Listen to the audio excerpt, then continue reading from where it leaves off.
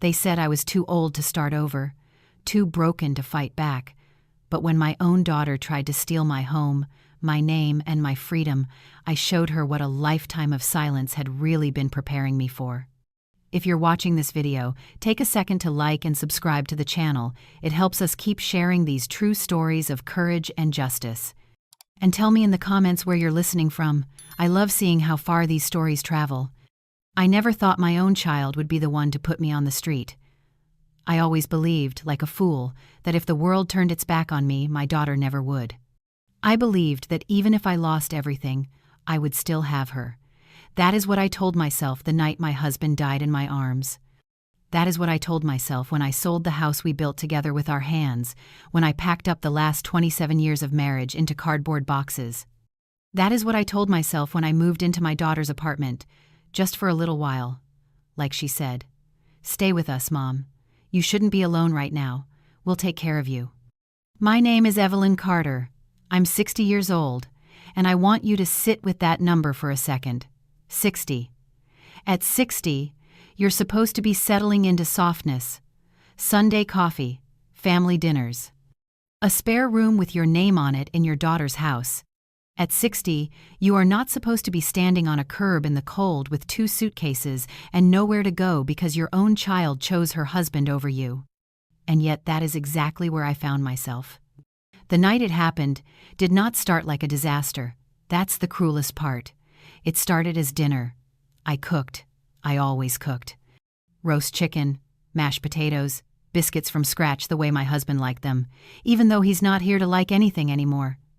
Cooking still made me feel like I had purpose, like I wasn't just a shadow in their hallway. Lena, my daughter, barely looked up from her phone. Her husband, Travis, had a beer in his hand and a permanent smirk in his voice. The TV in the living room was too loud. Some game show, people yelling and clapping. Nobody said thank you. Nobody said, "Mom, sit, eat." I thought we were eating dinner. I didn't know I was about to be dismissed from my own bloodline. Halfway through the meal, Travis leaned back in his chair like a man about to give orders. He wiped his mouth with a paper towel and said, almost casual, "So, we need to talk about this situation." I said, "What situation?" He looked straight at me and said, "This. You. You've been here for months. You're not paying rent. You're not bringing in money. We're feeding 3 adults on 2 incomes. We didn't sign up to carry you forever." I felt heat in my face, that slow, crawling kind of heat that's half shame, half anger. I said quietly, "I cook, I clean, I buy groceries when I can. I keep the place up so Lena can rest. He laughed. "You made biscuits, Evelyn. That's not rent." My throat closed. And then I did what I always do. I turned to my daughter to save me. "Lena?" I said. She didn't look at me. That was the first blow. She just pushed her peas around with her fork and said, barely above a whisper, "He's just stressed, Mom. It's been a lot. Maybe it would be better for everyone if you could find something more stable. For everyone's sake. For everyone's sake." Do you know what it feels like to hear your child say that to you? After you carried her, bathed her, stayed up with her when she had a fever and threw up on your chest and cried, "Mommy, don't go." After you worked double shifts so she could have a school trip she swore everyone else was going on. After you pretended you weren't hungry so she could have the last of the dinner and grow straight. It feels like the floor opening. It feels like a trap door. It feels like being erased in real time. I didn't yell. I didn't beg. I didn't throw anything. Do you want to know why? Because humiliation can make you loud, but it can also make you very, very quiet. And that kind of quiet is worse. That's the quiet where you stop fighting because you realize the fight is already over. I stood up. I didn't even finish my food. I walked to the small back room they had given me, the one with the peeling paint and the window that wouldn't close all the way, and I packed. 60 years of life into 2 suitcases, 1 coat, 3 changes of clothes, my blood pressure pills, my wedding album, a coffee mug that still smelled a little like my husband's aftershave. That was it. That was what my life had been reduced to, what I could roll out of my daughter's apartment in my own 2 hands. When I came back to the living room, Lena didn't meet my eyes. Travis didn't move. The TV was still on.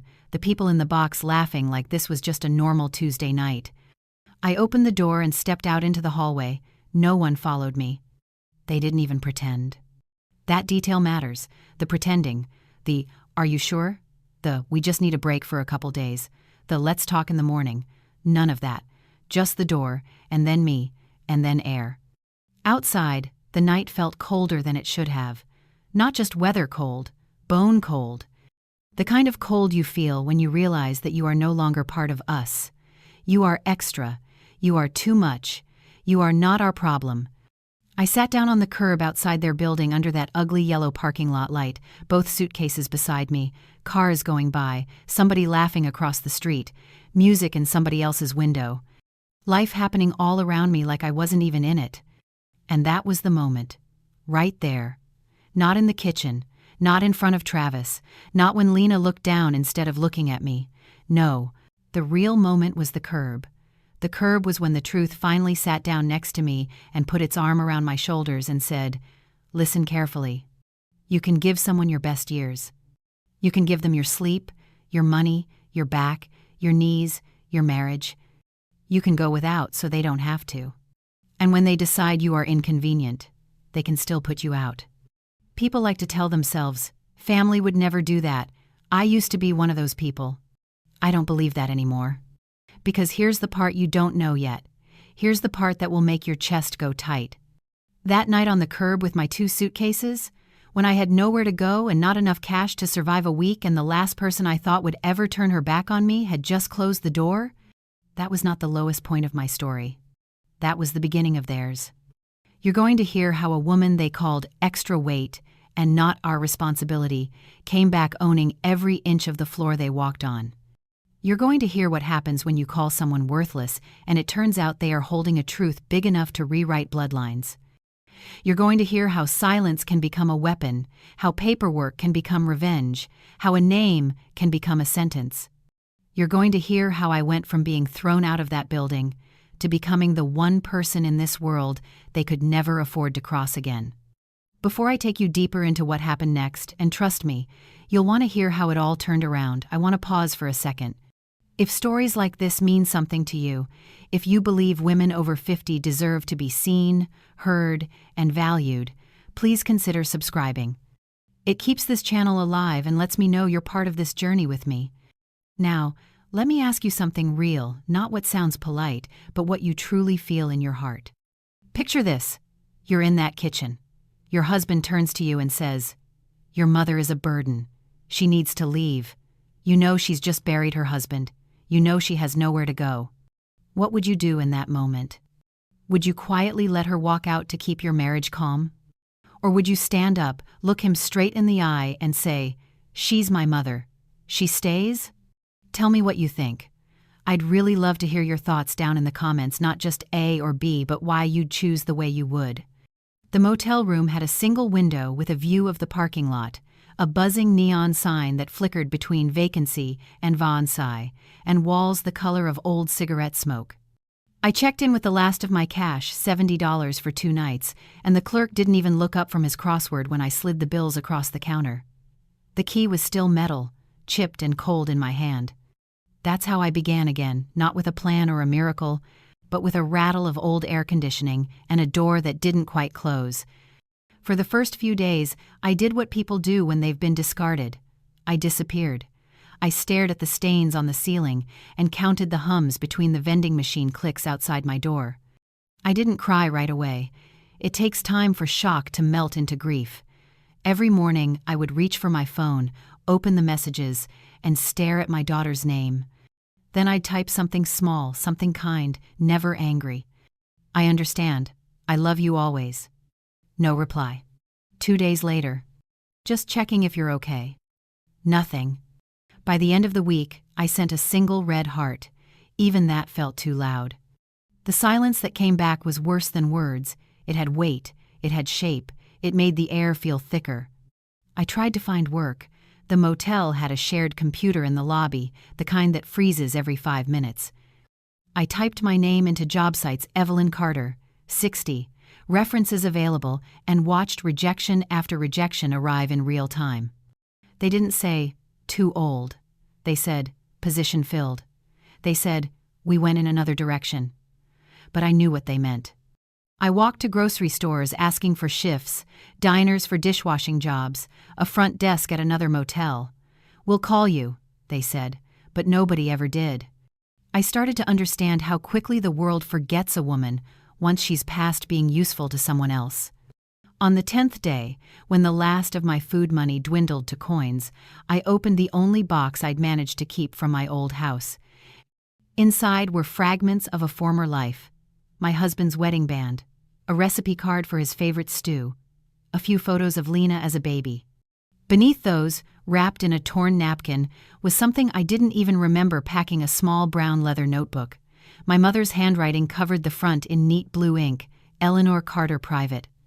I turned the pages slowly, expecting to find grocery lists or recipes. Instead, I found a voice I hadn't heard in decades, whispering through the paper. At first, it was ordinary: notes about weather, complaints about prices, a reminder to bring flowers to church. But halfway through, the tone shifted. "He came again today," one entry read. "He said if things were different, he'd marry me. He said he will always take care of Evelyn. She must never know. It would ruin too many lives." I froze. My name written there in her handwriting, wrapped in a secret. I turned the pages faster, heart pounding. Another entry, dated the 12th of February 1965. "He said he's made arrangements. If something happens to him, Mr. Kaplan will know what to do. Evelyn will be protected. She must never know where the money came from." My hands trembled. I whispered the name out loud. Kaplan. I remembered that name. Years ago, after my mother died, I'd found a business card tucked into her Bible. A. J. Kaplan, estate attorney. I had assumed he was someone who helped her with bills or her will, but now, staring at those pages, it was clear this was something else entirely. I didn't sleep that night. I sat at the small motel desk, the lamp flickering, reading her words over and over. My mind kept circling the same impossible question. Who was he?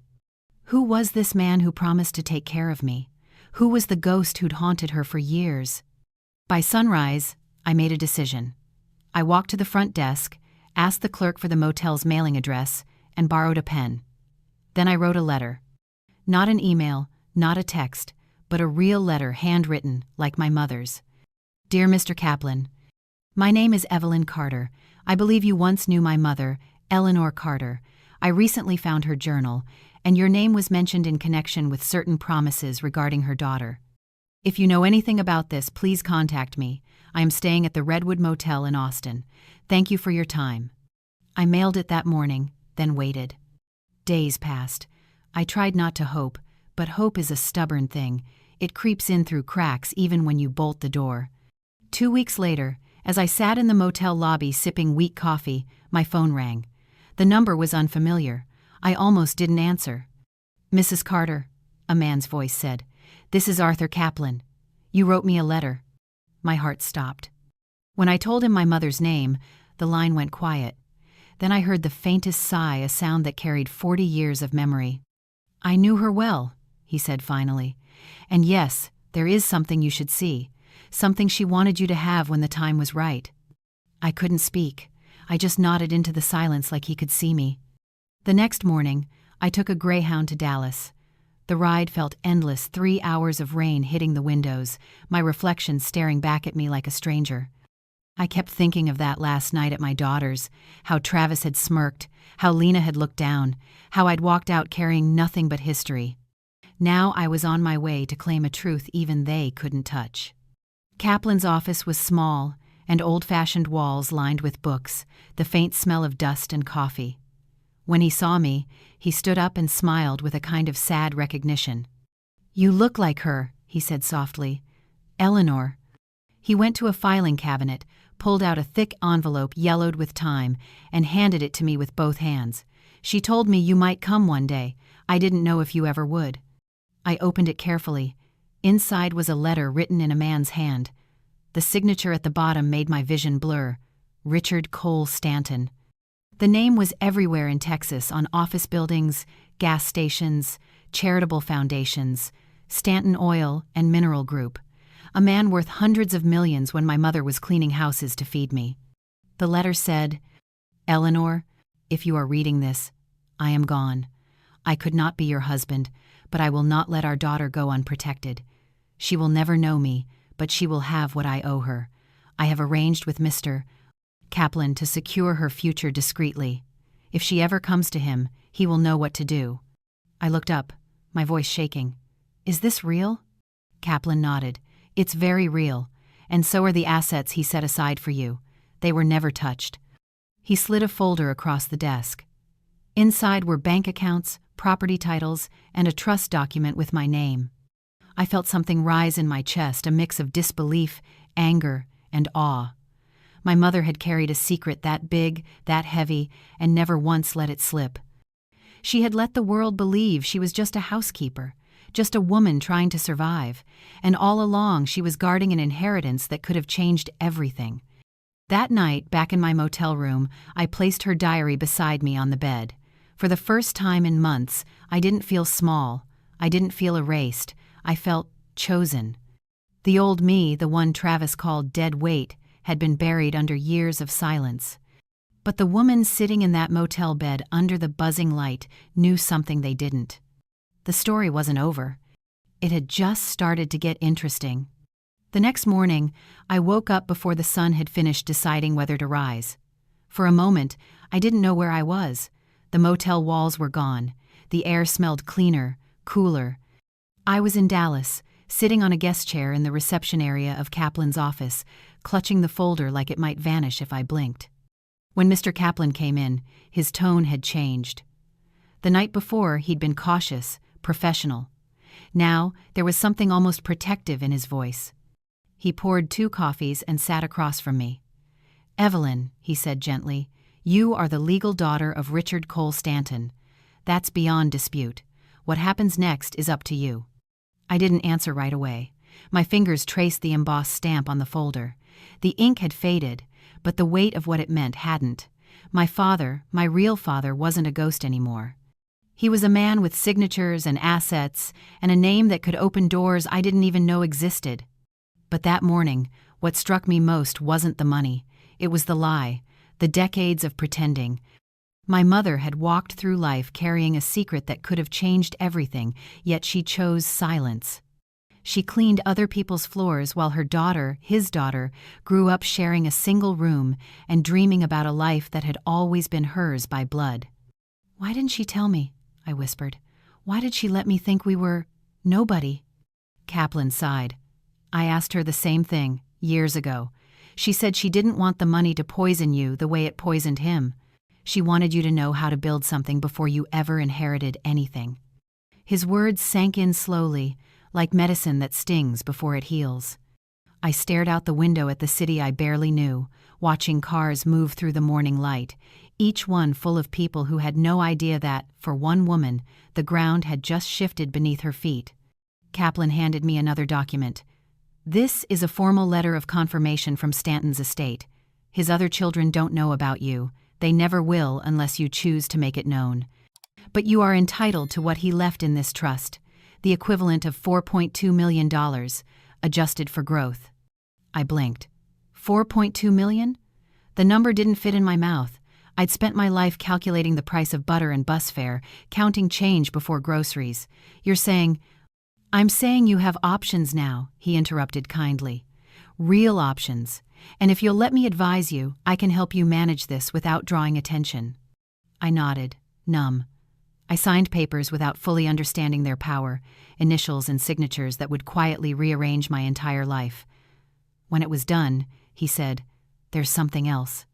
He opened a safe and pulled out a small velvet box. Inside was a thin gold chain with a single ruby pendant. "Your mother left this for you. She said you should wear it when you finally felt like yourself again." I reached for it, but my hand shook. "I don't know who that is anymore." "You will," Kaplan said. "Give it time." That evening, I checked into a modest downtown apartment arranged by Kaplan's assistant. It wasn't luxurious, but it was clean, sunlit, and mine. When I closed the door, the silence didn't feel empty. It felt like breathing after years underwater. I stood before the mirror. The woman staring back looked older than I remembered, lines carved by years of work, eyes dulled by exhaustion. But behind those, there was something alive again, something alert. I opened the folder one more time, letting my eyes linger on the name Evelyn Carter Stanton. It felt strange, heavy, beautiful. The next few weeks passed in a haze of transformation. Kaplan introduced me to an accountant, a financial advisor, and a realtor. I listened, learned, and took notes like a student desperate not to fail. At night, I studied online business law, property investment, real estate management. The words that once seemed foreign began to feel like tools in my hands. The first purchase I made wasn't grand. It was practical, a small commercial property on the edge of town, an old textile workshop in need of restoration. I named it Eleanor House, not as a company but as a promise. It was the first time I honored my mother not for her silence but for her strength. Yet beneath the newfound control, I carried a hollow place that refused to quiet. I would wake up sometimes before dawn and imagine Lena's face. Did she feel guilt? Did she miss me? Or did Travis convince her I was better off gone, the way he convinced her that compassion was weakness? One evening, Kaplan called to check in. "How are you holding up?" "I keep waiting to wake up," I said. He chuckled softly. "That feeling will fade. You've earned every piece of this." I hesitated. "Mr. Kaplan, what do people like me do with power like this?" He thought for a moment. "People like you? They use it differently. They don't chase revenge first. They build something. They wait. The rest comes naturally." I hung up but couldn't stop thinking about that. Revenge. The word pulsed in the back of my mind like a heartbeat. I told myself it wasn't what I wanted, but I would be lying if I said I didn't picture Travis's face when I'd left that night, or the way Lena looked away. A week later, while sorting through property listings, I saw an address that made my breath stop. Their address. The apartment building where Lena and Travis lived. For sale. Auction pending. I laughed out loud at the absurdity. Fate had a dark sense of humor. I called Kaplan the next morning. "Can a property be purchased anonymously?" "Yes," he said slowly. "Why?" "Because I've found something I want."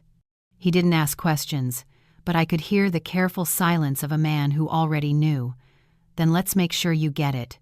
The next few days were a blur of signatures and transfers, legal calls and blind trusts.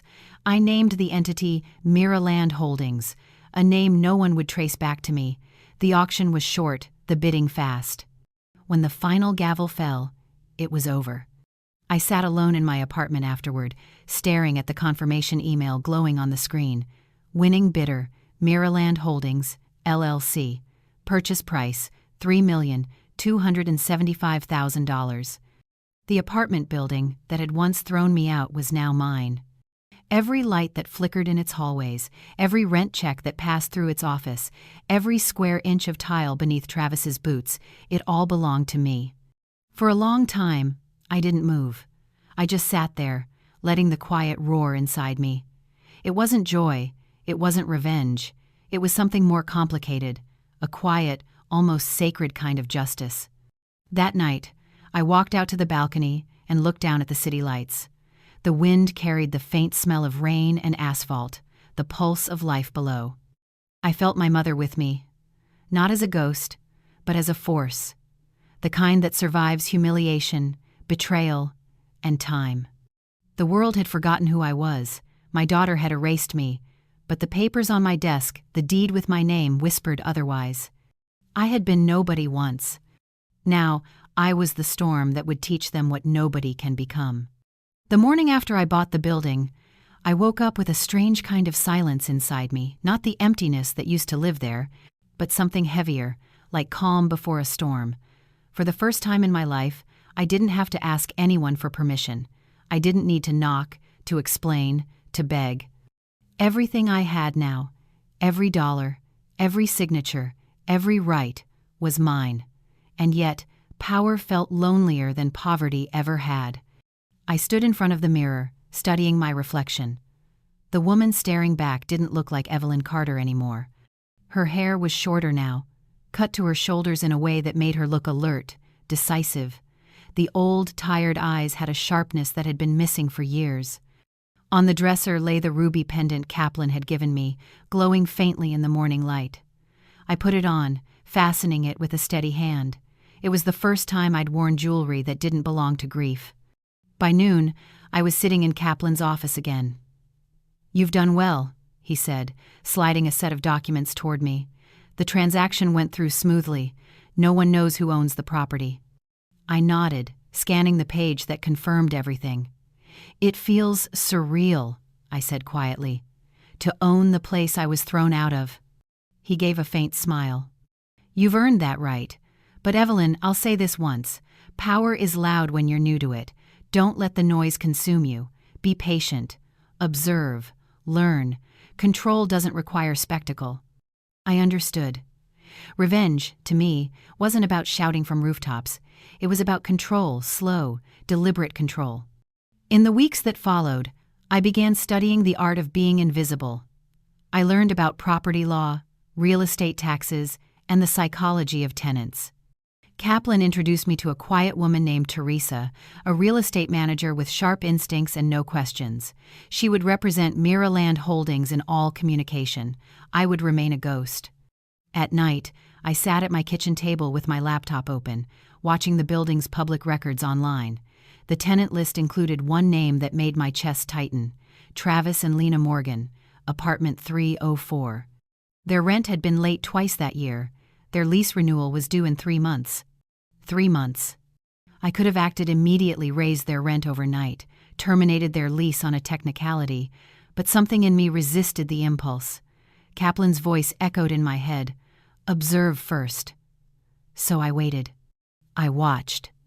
Every Thursday, I'd drive past the building. From the street, it looked ordinary, a 4-story complex with faded beige walls and rust along the balconies. A forgotten place, just like the woman who used to live in it. Sometimes, I parked across the street and sat there with the window cracked open, letting the smell of asphalt and rain fill the car. Once, I saw Lena carrying groceries, a baby on her hip. I didn't even know she had a child. She looked tired, thinner, paler, her once polished hair now in a messy bun. She stopped outside, shifting the baby's weight as Travis came down to meet her. He snatched a bag from her hand and said something sharp. Even from a distance, I could tell it wasn't kind. I watched her flinch. I watched her swallow her words. And in that moment, the anger I'd been nursing for months softened not into forgiveness, but into understanding. People think betrayal is a single act. It isn't. It's 1,000 small silences, 1,000 swallowed apologies, until one day you realize the person you loved no longer belongs to you, or even to themselves. But sympathy doesn't erase accountability. 3 months later, I sent Teresa the email. Initiate rent adjustment per market review. The rent increased by 15%. Not illegal, not extreme, just enough to make Travis sweat. 2 weeks after that, a notice arrived on my desk: late payment, apartment 304. I allowed myself a small smile. Justice, when served cold, has a flavor that lingers. In the meantime, I transformed my own life quietly. I enrolled in online management courses, learned how to read financial statements, and began investing part of my inheritance in small businesses, laundromats, cafes, even a sewing studio I named Eleanor's Thread. Each venture was more than profit, it was reclamation. Every decision stitched a new version of me into existence. One evening, Kaplan visited my apartment. He looked around, impressed by the minimalist order of the place. "You've adapted quickly," he said. "I had no choice," I replied. "I spent 60 years building other people's stability. It's time I built my own." He nodded, then said, "And your daughter?" I hesitated. "She's still in that building. I watch sometimes." "Does she know it's you?" "No." He studied me carefully. "Do you want her to?" I looked down at my hands. "Not yet. She chose to believe I was disposable. Let her see what happens when the disposable learns to own what was meant to destroy her." Kaplan didn't argue. He just said, "Be careful, Evelyn. Justice and revenge share a border so thin it's easy to cross without realizing." That night, I sat on the balcony, replaying his words. The city was alive below me. Horns, laughter, the hum of strangers living lives untouched by mine. I thought about my mother and her decision to stay silent all those years. Maybe she understood something I was only beginning to grasp. Power that shouts is temporary. Power that waits lasts forever. So I waited. As the second rent increase came due, another late notice arrived. This time, Teresa called. Mr. Morgan left a voicemail. He's furious, says he'll take it to court. Let him, I said calmly. He won't. He didn't. Instead, he paid late, angry, but paid. Weeks later, Lena's name appeared on the tenant list alone. Travis's was gone. Divorce, eviction, or disappearance, I didn't know. But when I drove by again, I saw only Lena and the child. She carried groceries herself now, moving slower, her shoulders stooped under invisible weight. For a moment, I almost rolled down the window. I almost called her name, but I didn't. The time wasn't right. Instead, I whispered to the wind, "You're still my daughter, but you'll learn who I became." At home, I opened my journal, the one that replaced my mother's, and began writing what she never could, my truth, in my own hand. Every page was both confession and map. By the end of that year, Miraland Holdings had grown. I'd acquired 3 more properties, all under quiet trusts. My portfolio was worth more than I'd ever dared to imagine. But it wasn't the wealth that satisfied me. It was the symmetry, the slow, deliberate rebuilding of what they thought they had broken. I had become what I once feared, a woman whose power lived in shadows. But beneath that power, a pulse still beat the ache of something unfinished. The story wasn't complete. Not until I stood face to face with the people who had called me a burden and made them see what I truly was. Not until the woman they erased walked through the door they'd closed and they realized it now belonged to her. The day I finally walked into the building I owned, the air felt different, denser, charged, as though the walls themselves remembered. The same lobby where I had once been humiliated now stood under my command, its tiles scuffed, its mailboxes dented, yet the ground beneath it was mine. I moved slowly, each step deliberate, heels tapping like a clock counting down to something inevitable. No one looked at me twice. To them, I was just another woman checking in with the management office. But I knew the truth. Every lease, every lock, every name on those mailboxes answered to me. Teresa greeted me near the back office, clipboard in hand. "Everything's running smoothly," she said, "though Unit 304, your daughter's, was late again this month." I didn't flinch. I'd learned to wear calm like armor, handle it as we discussed, firm, professional, no exceptions. She nodded, understood. Later, when I returned to my apartment, I sat at my desk staring at the payment records. Late fees stacking like small punishments, legal notices written in clean, cold language. Each line was an echo of what they'd done to me, but this time, the echo was in my favor. I thought about the night they told me I was a burden, and wondered if they understood now what real weight felt like. The following week, I visited the building again, officially this time. Inspections were routine. Landlords often made surprise checks. Teresa accompanied me through each floor, clipboard in hand, making notes about repairs. When we reached the 3rd floor, my breath caught. Apartment 304's door was slightly ajar.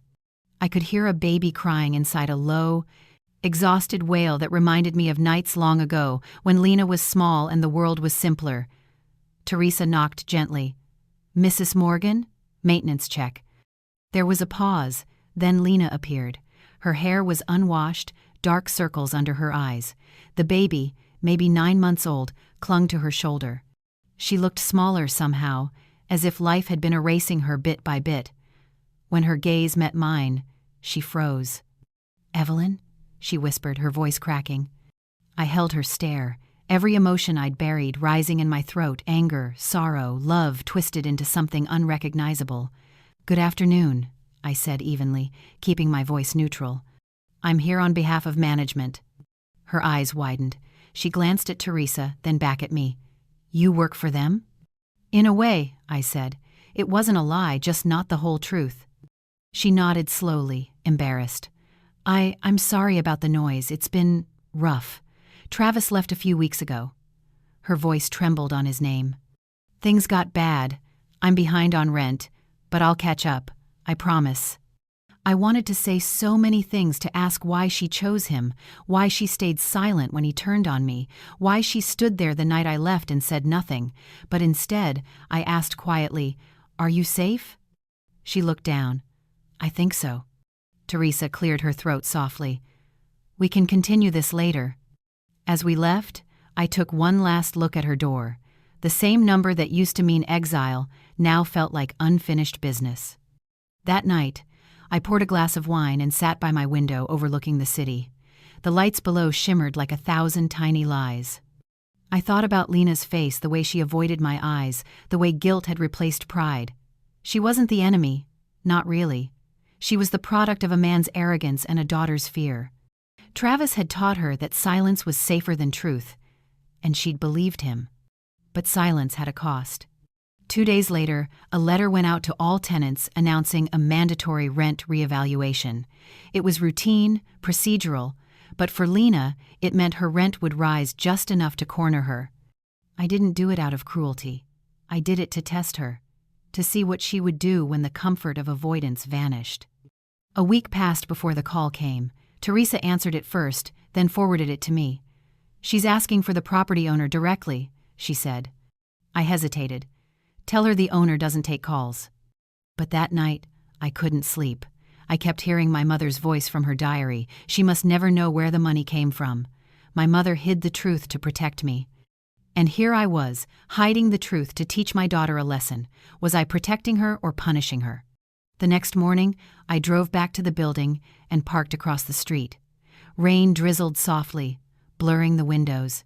Through the lobby glass, I saw Lena at the counter, talking to Teresa, holding papers in her shaking hand. She looked desperate, fragile, a shadow of the girl I once knew. She turned toward the window, and for a second, our eyes met through the glass. She couldn't see clearly through the rain, but I saw her perfectly, every regret, every ounce of fear, every unspoken apology written across her face. Then she turned away, and I started the car. That night, Kaplan called. "I reviewed the new lease adjustments," he said. "You're tightening your control. Are you sure this is what you want?" "Yes," I said automatically. But even as the word left my mouth, something in me faltered. He paused. "Evelyn, when we first met, you wanted justice. Now it sounds like you want power. They're not the same thing." I didn't answer. When I hung up, I walked to my desk and opened my journal again. My handwriting had grown tighter, more deliberate. I wrote, "Power is only sweet until you taste the loneliness it leaves behind." Weeks later, the rent increase took effect. Lena made her first payment late, but managed it. She found work at a daycare nearby, according to the building reports Teresa sent. I didn't interfere. Watching her survive on her own, stripped of excuses, was better than any revenge. Still, I couldn't ignore the slow ache in my chest. Every time I saw her name on a ledger or heard about her struggles, something inside me tightened. Maybe Kaplan was right. Maybe I had gone too far. But how do you stop once you've learned what it feels like to hold the pen instead of being written about?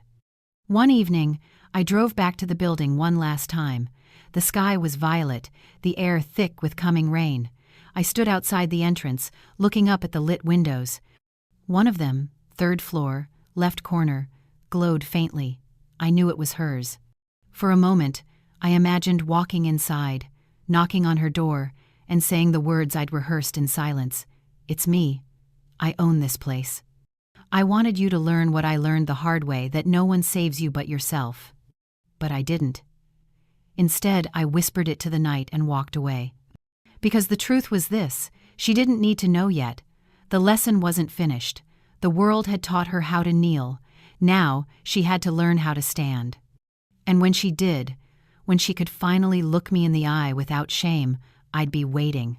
Not as the mother she pitied, but as the woman she finally understood. The following months passed with the quiet rhythm of inevitability.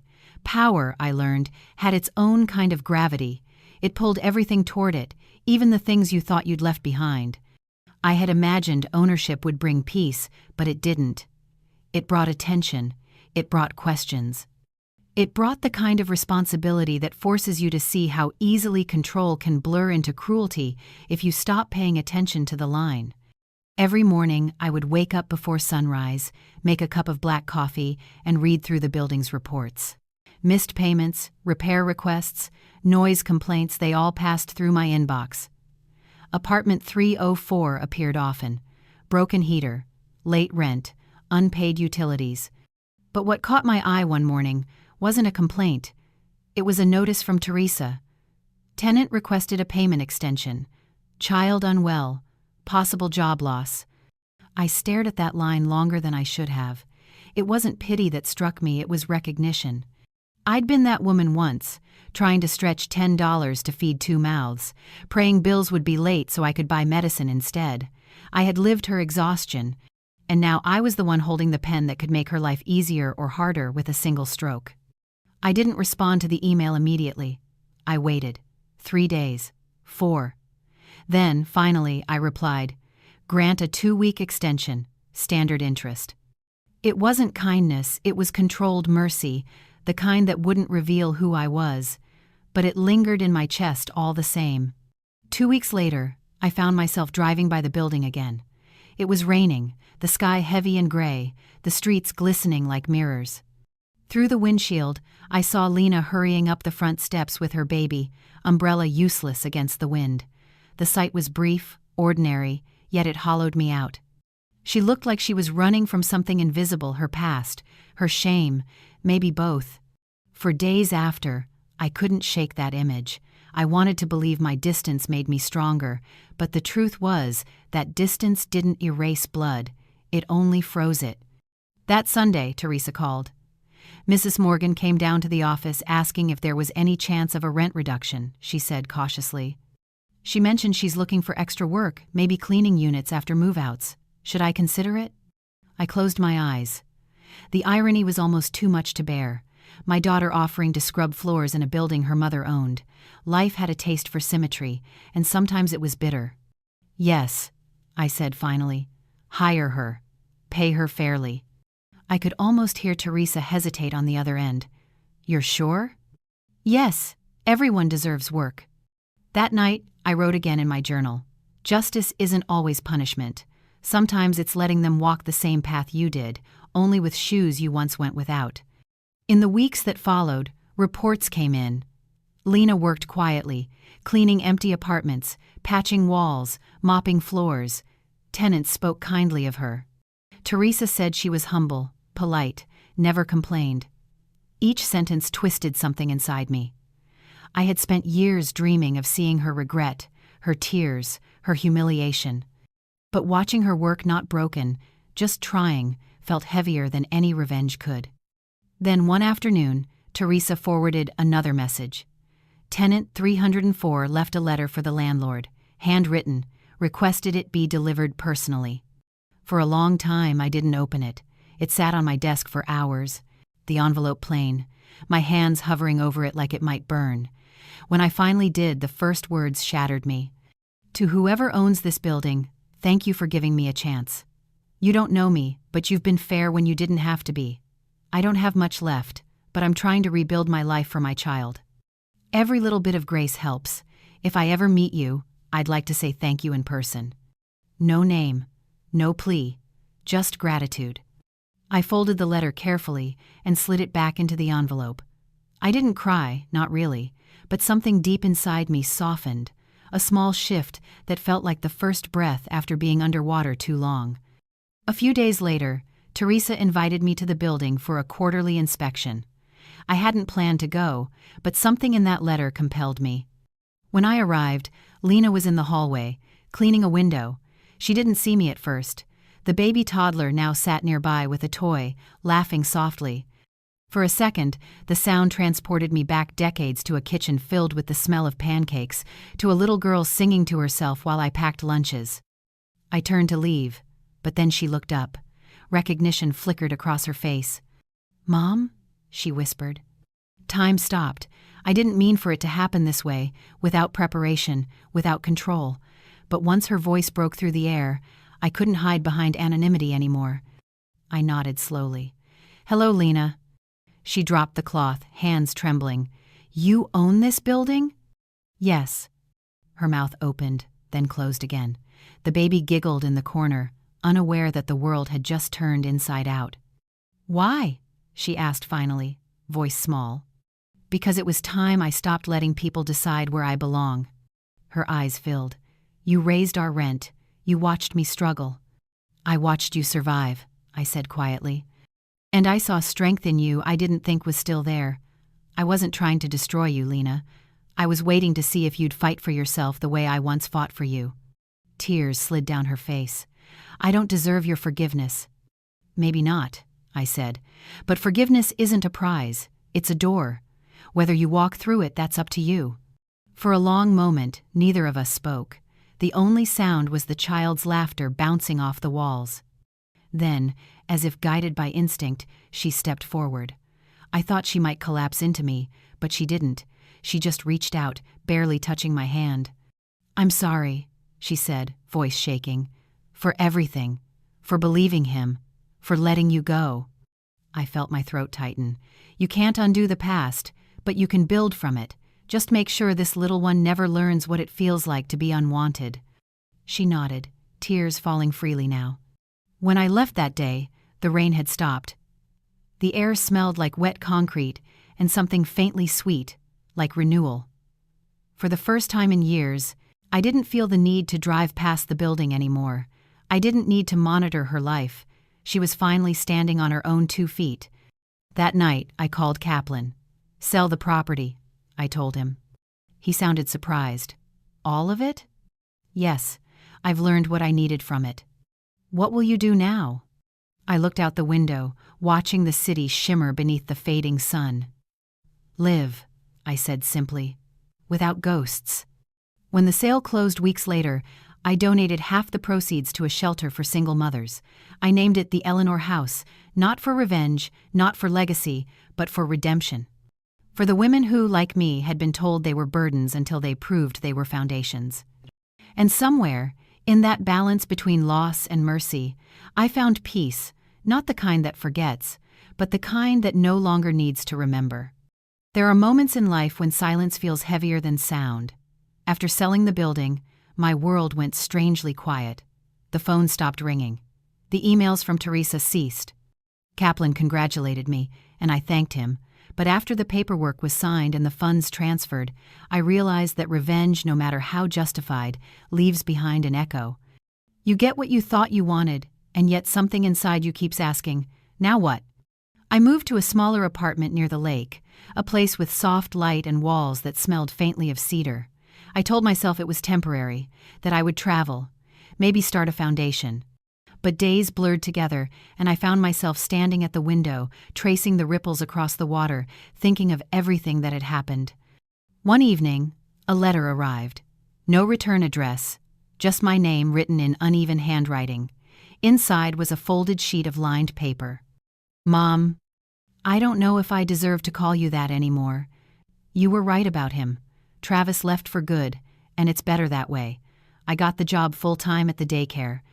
I'm managing, though some days it's hard. I heard you sold the building. I don't know if you did it for peace or to forget, but I want you to know I understand now what you meant when you said, 'Love without respect is a slow death.' I hope someday I can make things right between us. I'm not asking for money or forgiveness, just a chance. Love, Lena." I sat down, the paper trembling in my hands. It wasn't grand or poetic, but it was honest, and that made it unbearable. I read it again, slower this time, hearing the younger version of her voice tucked between the lines. The same voice that once called me from school crying because she'd fallen off her bike. The same voice that begged me to stay up and watch movies when she couldn't sleep. Somewhere along the way, that voice had turned cold, hollow, afraid of needing anyone. I didn't write back right away. I couldn't. I wasn't ready to reopen the wound, not yet. But I didn't throw the letter away either. I folded it neatly, placed it inside my mother's old Bible, and set it on my nightstand. The next weeks brought strange peace. I volunteered at a community center helping older women learn digital skills, banking apps, online safety, things that once scared me too. They reminded me of who I'd been before all this began, someone who believed in rebuilding. One afternoon after a class, I sat with a woman named Margaret who'd been tricked by her son into signing over her house. Her voice shook as she said, "I still love him. I just don't trust him."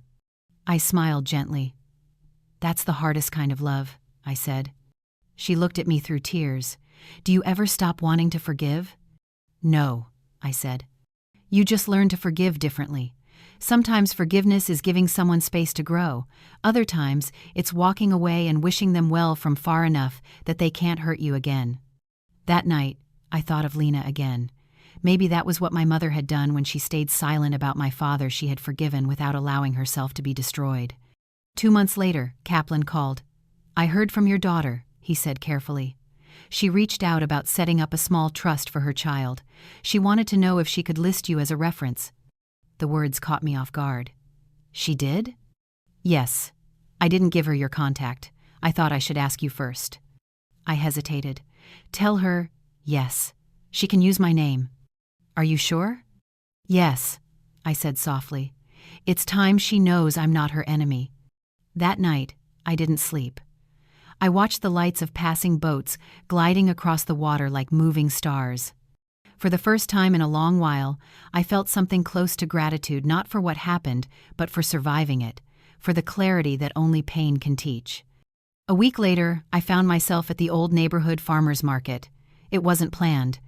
I was walking along the stalls when I saw a familiar figure ahead, Lena, carrying her child on her hip, a bag of vegetables in her free hand. I froze. She hadn't seen me yet. The child reached for a bunch of sunflowers, and she laughed, the sound clear and warm, the sound I thought I'd never hear again. I could have walked away. It would have been easier, but something rooted me there. When she finally turned and saw me, time seemed to fold.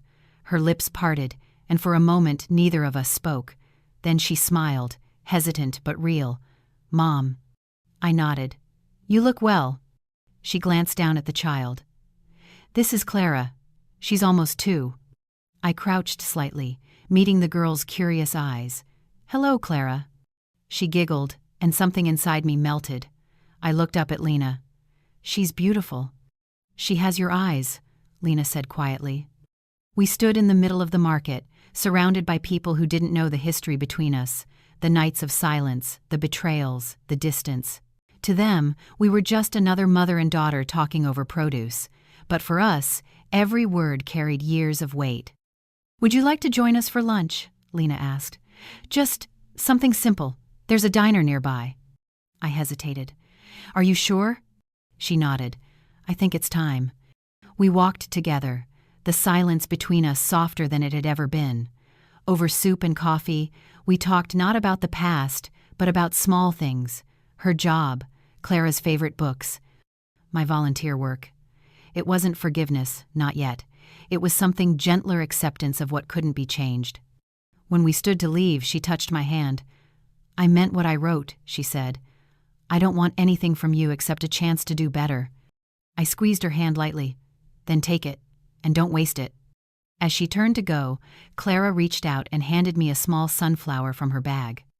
"For you," the child said, her voice bright as morning. I took it, smiling through tears. "Thank you, sweetheart." After they left, I stood outside the diner for a long time, holding that flower like it was proof that life, messy, cruel, miraculous life, had given me one more beginning. That night, I placed the sunflower in a glass of water by the window and wrote my final entry in the journal I'd been keeping for years. Forgiveness doesn't erase the past, it redeems the future. And sometimes the hardest revenge is choosing peace when the world expects you to stay angry. The next morning, as sunlight touched the petals, I realized something simple and profound. For years, I had been fighting not just for justice, but for recognition, for proof that I mattered. Now, I didn't need it anymore. I had built something stronger than victory. I had built a life that could stand without bitterness. And as the lake shimmered in the distance, I whispered a quiet prayer not for retribution, but for continuity. That the women who came after me, the daughters and granddaughters, would know that love doesn't mean surrender, that strength doesn't require hardness. That peace, when it finally arrives, is the sweetest form of triumph there is. The weeks after that lunch passed like the slow turning of pages in a book you're not ready to finish. I had thought forgiveness would be a thunderclap, a dramatic moment of release, but it wasn't. It was quiet. It was fragile. It came and went like sunlight between clouds. Sometimes I would wake up with a sense of lightness, and sometimes the old ache would return, reminding me that love, even when mended, still carries its scars. Lena began visiting on Sundays. Always around noon, always with Clara in her arms, and a small box of pastries from the same corner bakery. The first few times, we were both careful, walking around each other like two travelers mapping a new land. She would talk about her week, the children at the daycare, Clara's first words, her first tantrum. I listened, nodding, adding small comments. We didn't speak of the past. We didn't need to. It hovered in the air, understood but no longer ruling us. One Sunday, she came without warning, eyes red from crying. "He called me," she said. It took me a second to realize who she meant. Travis. Her voice cracked on the name. He said he wants to see Clara, that he's changed, that he deserves a second chance. I gestured for her to sit. "And what do you think?" She looked at me helplessly. "I don't know. Part of me wants to believe him. Part of me is terrified he'll ruin everything again." I leaned back, choosing my words carefully. "You can't fix what broke him, and you can't undo what he did to us. But you can decide who you want to be now. Not for him, not for me, for Clara." She was silent for a long moment. Then she nodded, tears sliding down her cheeks. "I don't want her to grow up thinking love means pain." "Then show her what real love looks like," I said softly. "It starts with self-respect." That night, after she left, I found myself thinking about my mother again, the woman who had chosen silence over scandal, sacrifice over comfort. For the first time, I understood her not as a mystery, but as a mirror. We had both carried secrets to protect the ones we loved. We had both learned that sometimes the cost of dignity is loneliness. The next morning, I called Kaplan. "I want to start something," I told him. "Something for women who've lost everything and need to start over." He didn't sound surprised. "You've been building toward that since the day you walked into my office. What do you want to call it?" I looked around my apartment, the calm space, the light touching the framed photograph of my mother on the shelf. "The Eleanor House," I said. He smiled through the phone. "Perfect." Within a few months, it became real. A restored building near downtown with 12 small apartments and a shared kitchen, designed for women escaping abuse or financial ruin. Each room had a window that opened to the city skyline. I insisted on that. No one should live without a view of possibility. The opening day was simple but profound. A small crowd gathered: volunteers, city officials, the first group of residents. Lena stood beside me, holding Clara, her expression full of pride and something deeper, something like awe. When it was my turn to speak, I took a deep breath. "This place isn't about charity," I said. "It's about rebuilding. It's for the women who were told they were too old, too weak, too broken. It's for those who've been betrayed by the people they trusted most, and for those who are brave enough to start again anyway." I paused, letting the silence settle. I once lost everything, but sometimes losing everything is the only way to find out who you are. I hope this house helps others find that too. When I finished, the audience applauded quietly. I saw tears in Lena's eyes, and for the first time in years, I didn't look away. After the ceremony, she came to me. "Mom," she said, "I didn't realize how much strength it takes to forgive. I thought forgiveness was about weakness." "It's not," I said gently. "It's about letting go of the version of yourself that was defined by pain." She nodded, her eyes glistening. "I want to help. I could volunteer here on weekends, maybe teach the kids while their mothers take classes." I smiled. "You already are helping, Lena, just by being here." Over the next few months, she kept her word. She came every week, sometimes bringing toys for the children, sometimes just sitting with the women, listening to their stories. I watched her with quiet pride. The same woman who once turned her back on me now offered her hands to others. But life, I've learned, always saves one more test for those who think they're finished learning. One evening, I received a call from Kaplan. His voice was low. "You should know Travis was arrested. Fraud and assault. He listed your daughter as a reference on one of his loan applications. My pulse quickened. What happens now? Nothing she can't handle. I've already spoken to her employer. Her name's clear, but she might hear from the police for a statement. I thanked him and hung up, the air heavy around me. I thought of Lena's words about giving him another chance. Maybe this was the universe's answer.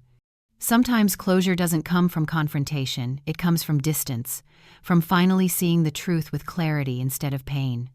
When I told her the next morning, she didn't cry, she just nodded. I guess that's his path now. Yes, I said. And yours? She smiled faintly. Forward. That word, so simple, so certain, was the moment I knew the story had shifted. Not ended, but evolved. Months later, we stood together again, this time at the Eleanor house's first anniversary. 12 women had come and gone, each one rebuilding her life, each one carrying a piece of my old pain turned into strength.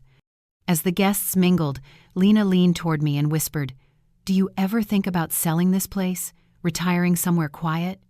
I looked around at the laughter, the children running through the halls, the sound of women who had stopped whispering their stories and started living them.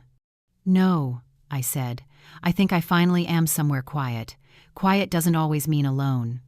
That night, after everyone left, I walked through the empty hallways. The lights were dim, the air full of echoes of new beginnings. I stopped at the last door on the left, the one I'd kept unoccupied. I opened it slowly. Inside was a single chair and a small framed photo of my mother. I sat there for a while, thinking of the women who came before me, the ones who stayed silent, the ones who survived without applause. I whispered into the stillness, "We made it. Mama." Outside, the night hummed with life, and as I locked the door behind me, I felt the quiet peace of someone who had finally learned that the truest revenge isn't destruction, it's creation. It's taking every wound, every betrayal, and turning it into something that will outlive you. That was the moment I knew my story was no longer about loss or even redemption. It was about legacy, about a house full of second chances, built by a woman who was once told she didn't deserve one. It was supposed to be an ordinary afternoon, a tenant meeting, paperwork, a few routine discussions. The Eleanor house had become a rhythm of calm, the kind of peace that grows quietly after years of storms. But fate doesn't like quiet for long. It waits until you stop guarding the door, and then it knocks with the same hand that once broke you. That morning, Kaplan called with a tone I hadn't heard in years. "Evelyn," he said, "you might want to sit down. There's a situation at the old building, the one you sold." My stomach tightened. "What kind of situation?" "The tenants have filed complaints against the new management neglect, rent hikes, maintenance fraud. It's going to court. Your name came up because of the sale." I closed my eyes, memories flashing like ghosts, the peeling walls, the broken heater, Lena's tired face. "Do they need testimony?" "Not yet," he said, "but it might help to show up. Sometimes truth needs a face." So I went. When I arrived, the building looked smaller than I remembered. Time had stripped it of its dignity, paint fading, mailboxes rusted, windows clouded. The same lobby where I had once stood humiliated now smelled of dust and despair. People gathered in the hallway, arguing softly, clutching papers like shields. I could feel their fear, the kind that comes when the place you call home starts to turn against you. And then I saw him. Travis. He stood near the entrance, thinner, harder, wearing a cheap suit that looked borrowed. His eyes found mine across the room, and for a second, neither of us moved. The arrogance that used to live in his face had rotted into something meaner, desperation dressed as confidence. "Well," he said, walking toward me, "if it isn't the ghost herself, back to check on your little kingdom?" I stared at him. "I don't own this building anymore." He smirked. "But you did, and you made sure to cash out before it burned down. Smart, always pretending to be innocent while everyone else does the dirty work." Before I could respond, a woman stepped forward. "Excuse me, are you Mrs. Carter, the previous owner?" "Yes," I said. She handed me a letter from the city inspector. It detailed dozens of violations, mold, broken elevators, withheld repairs. "We thought maybe you'd testify about how it was before. They said you kept it well." I glanced at Travis, who looked away. "I will," I said simply. The hearing took place 2 days later in a small municipal courtroom. The tenants sat together, weary but determined. Across the aisle sat the new owners and Travis, acting as their property manager. When the judge entered, the tension felt like static in the air. As testimonies unfolded, the truth painted itself plainly. Rent increases without notice, falsified receipts, threats to tenants who complained. When it was my turn, the judge asked gently, "Mrs. Carter, you owned this building before the current management. How would you describe its condition under your care?" I took a breath. "It wasn't perfect," I said, "but it was honest. We fixed what we could, treated people fairly, and never took from them what they didn't owe. I sold this property believing it would continue to house families with dignity. Clearly, I was wrong." Travis scoffed. "Oh, please. You were just as greedy as the rest of us. Don't stand there pretending you're some saint." The judge turned to him sharply. "Mr. Morgan, you'll wait your turn." But I looked directly at him. "Greed? You wouldn't recognize real hunger if it bit you. Greed is what makes a man take and call it survival. I know the difference because I've lived both." For a moment, the room was silent. Then the judge cleared his throat and nodded. "That will be all, Mrs. Carter. Thank you." The ruling came swiftly. The tenants would receive compensation, and the management company, including Travis, was fined for misconduct. But as we left the courtroom, he followed me outside. "You think you won?" he hissed. "You think you're better than me?" I turned to face him. "No, Travis. I think I learned from what you never did that power means nothing if it comes from cruelty." He laughed bitterly. "You talk like you're some savior. You made us pay when you bought this place, and now you're pretending to care?" I stared at him steadily. "I raised your rent because I wanted to see what you'd do when life stopped giving you free passes. You failed that test, Travis. You failed her, and you failed yourself." Something flickered in his eyes, a flash of the old pride that used to charm people before it destroyed them. "You'll regret this," he said. "I already did," I replied. "Once, never again." He walked away, shoulders hunched, swallowed by the noise of the street. I watched until he disappeared, then exhaled the last trace of anger I hadn't realized I was still carrying. That night, I returned to the Eleanor house. The women were gathered in the common room, sharing dinner and laughter. Lena was there too, reading to the children. When she saw me, she smiled. The kind of smile that erases years of pain. "How did it go?" she asked. "Justice was done," I said. "Maybe not perfectly, but enough." She nodded, eyes soft. "He won't change, will he?" "People rarely do," I said, "but we can." As the evening wore on, the sound of laughter filled the building. The women told stories of jobs found, of children thriving, of hope that didn't need to be borrowed. It struck me then how different this place was from the building I once owned. This one wasn't built on debt or fear. It was built on reclamation. Later, when everyone had gone to bed, I sat alone in the quiet hall. The lights were dim, the air thick with the faint scent of lavender from the garden outside. I thought about the arc of it all, how a woman once discarded like old furniture had ended up testifying in defense of others who'd been ignored. Life has a way of returning to its starting points, not as punishment, but as proof that you've learned to walk through them without breaking. I walked to the bulletin board near the entrance, where residents pinned their notes, thank you messages, photos, small prayers. In the center was a drawing by one of the children, a house with open windows, sunlight spilling out, and a woman standing by the door. Underneath, in uneven letters, it said, "Miss Evelyn's house. Safe." I touched the paper lightly, my chest tightening with something too big for words. When I stepped outside, the sky was turning gold. The city was waking up, the sound of buses and birds weaving together. I realized then that the fight was over not because the world had changed, but because I had. For years, I thought power meant control. But it didn't. Power was what you gained when you survived without losing your heart. It was standing in the ruins of what broke you and deciding to build again anyway. And that morning, as the sun rose over the Eleanor house, I whispered a final truth to myself. I was never meant to destroy them. I was meant to outlast them. The seasons changed quietly that year. The magnolias bloomed outside my window again, just as they had the spring. I first stepped into that motel, broken and alone. Except now, I wasn't the same woman who clutched her suitcase like a lifeline. I was someone rebuilt, brick by brick, truth by truth, scar by scar. The Eleanor house stood steady, thriving, a haven for others who had once believed their stories were over. I had found my peace. But peace doesn't mean the end of storms. It just means you finally know how to stand through them. It began with a letter, not from a lawyer, not from the bank, but from a journalist. She said she was writing a feature on women who reclaimed their power later in life. She had heard about the Eleanor house, about our work, about the women we'd helped. She asked if she could interview me for a local newspaper. At first, I hesitated. My instinct was to protect what I'd built from the noise of the world. But then I thought of all the women who might read that article and feel a flicker of hope, the same way I once had reading about others who refused to stay silent. So, I agreed.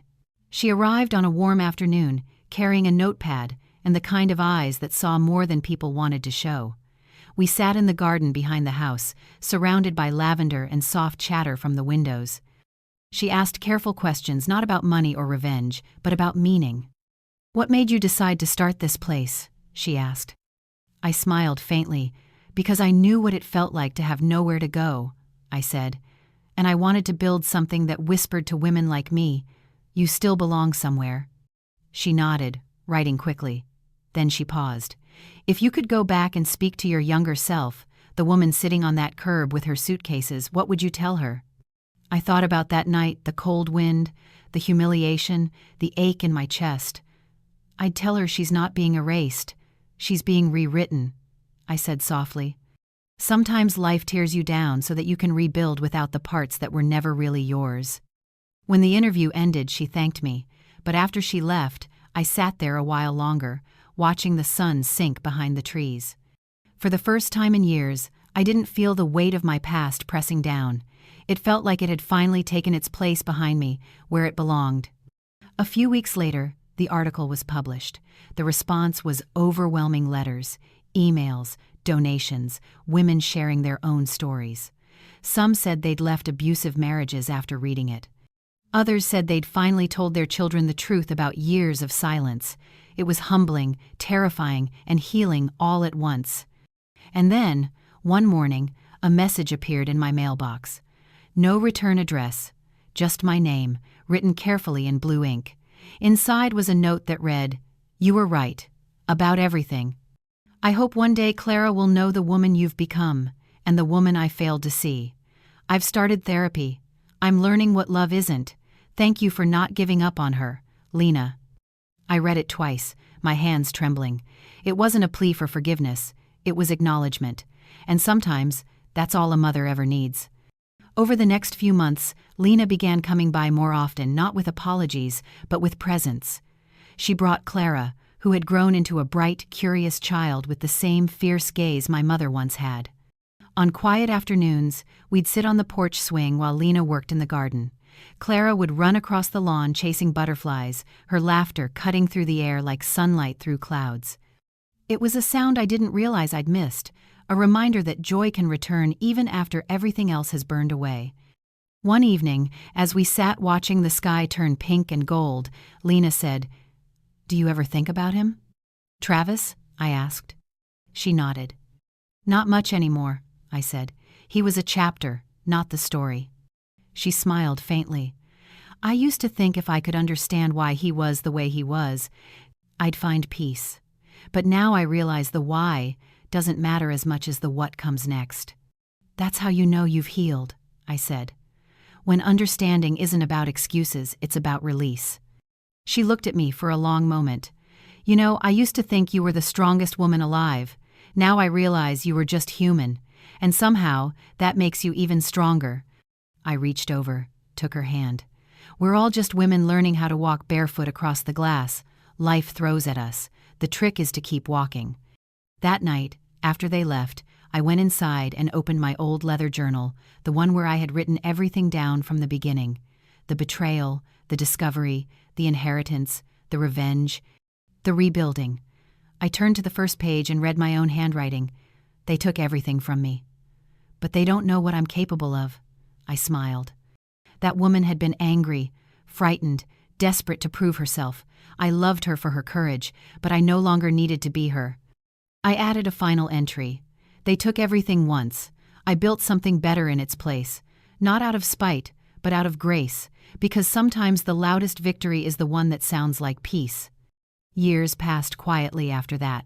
The Eleanor house grew, expanded to 2 more locations across the state.